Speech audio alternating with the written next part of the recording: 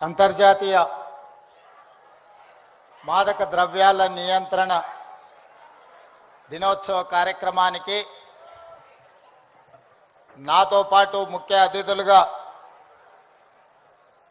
యువ మిత్రులు, ఫిల్మ్ ఇండస్ట్రీలో ఒక నూతన శకాన్ని ప్రారంభించిన రామ్ చరణ్ గారు,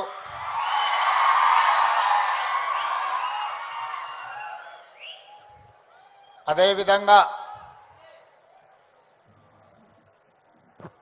ఏ బ్యాక్గ్రౌండ్ మూవీ ఇండస్ట్రీలో లేకపోయినా కష్టపడితే రాణించవచ్చు అని నిరూపించిన మరో యువ మిత్రులు విజయ్ దేవరకొండ గారు,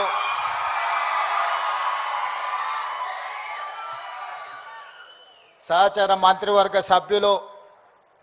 అడ్లూరి లక్ష్మణ్ గారు, చేవెళ్ల పార్లమెంట్ సభ్యులు కొండ విశ్వేశ్వరరెడ్డి గారు, రాజ్యసభ సభ్యులు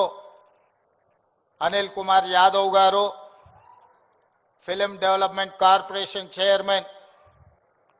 వెంకటరమణారెడ్డి, మనందరం గౌరవంగా పిలుచుకునే దిల్ రాజు గారు, అదేవిధంగా Telangana police department DGP Jitender garu, Telangana anti narcotics bureau DG Sandeep Sandilya garu, ఇతర పోలీస్ ఉన్నతాధికారులు డ్రగ్స్ మహమ్మారిని నియంత్రించాలి అని, స్పోర్ట్స్ని ఆదర్శంగా తీసుకోవాలని మీ అందరినీ